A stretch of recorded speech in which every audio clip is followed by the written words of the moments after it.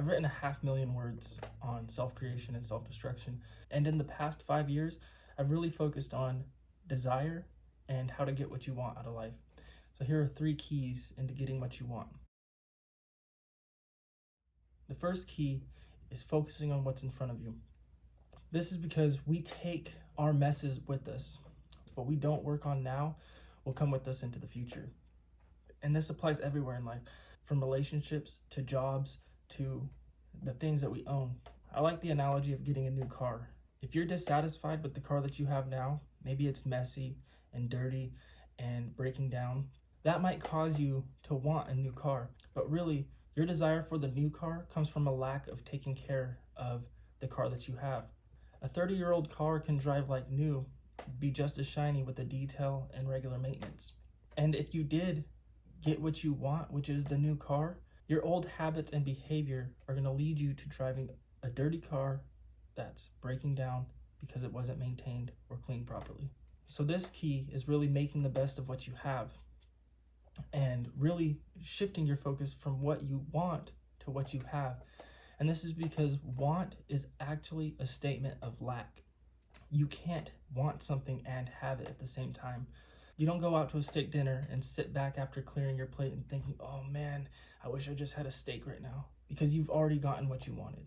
Our wants typically come from deeper needs and values. And in this way, we can see that even though a new car sounds good, it's not really what we want. We want something that's reliable. We want something that we can take pride in. And so these are very different desires than a new car. Mark Twain said, I can teach anybody to get what they want out of life. The problem is I can't find anybody to tell me what they want.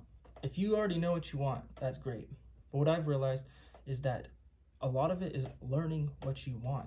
There's 2 reasons people don't know what they want. One is they already have it, and the second, they don't know who they are. You won't learn about yourself by fantasizing about the future. You have to spend time with yourself right now, and part of that is focusing on what's in front of you. The second key is working on the weeds.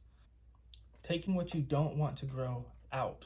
Earl Nightingale in The Strangest Secret talks about the field and how the farmer is given a choice to plant seeds.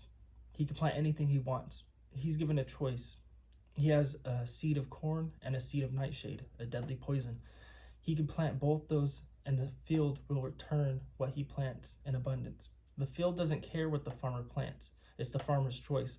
Poison or corn, the field's going to return it abundantly according to what the farmer plants. Knowing this, we can start by not planting poison in the first place. Life is more complex in a field, and it takes a little bit more than just not planting seeds. And learning what you want and being specific about it is key in getting it. If you can't define the target that you're aiming at, you will never hit it. And the good thing about this, why working on the weeds is so important, learning what you want is directly related to figuring out what you don't want. There's a little bit more to it than that. You can start today with a list of things that you know that you really don't want in life, and then reverse engineering that list into things that you do want. You'll still have to rework this often. Things like a broken down car. You can reverse engineer that into what you do want out of life.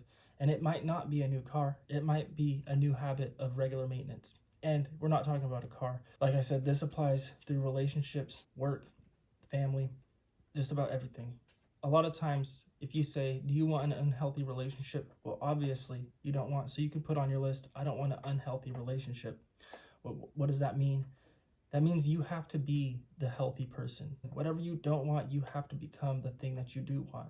If it's a new car, you can have a like new car if you become the person who cleans it regularly and does the maintenance. Want a healthy relationship, you can be that person who's willing to step away from an argument or apologize and step up and be the bigger man. And if it's work, show up early, stay late, just do your best.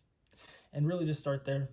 And the third key is nurturing what's left. When I really started thinking about what it is that I wanted, and this topic found its way into my writing years ago, and what I realized was it didn't require more than I had to do the things that I wanted to do, which was read, write, play guitar, write some songs, but I had to sit and do the work, write, read, pick up the guitar, and that's really where I find the most enjoyment and fulfillment. Outside of spending time with my family or just regular things, just personally, these are the things that I wanted to do, and that's what I'm left with. After going through and really not wanting so much, but learning to be content with what I have, working on the things in my life that I didn't want to grow and manifest, things that were distracting me or causing me harm even, it left room for the things in my life that I wanted to grow, things like writing. And that's how I ended up writing 500,000 words on the topic of self-creation and self-destruction. And this is where it applies to all of your life. Just like the maintenance of the car, I have to open up the laptop and write. I have to sit down and read. I have to get up and apologize to my wife. I have to turn on the camera and record. But because I've done enough of the work of focusing on what's in front of me, working on the weeds and nurturing what's left, I have an abundance of the work of reading and writing that I can share on YouTube.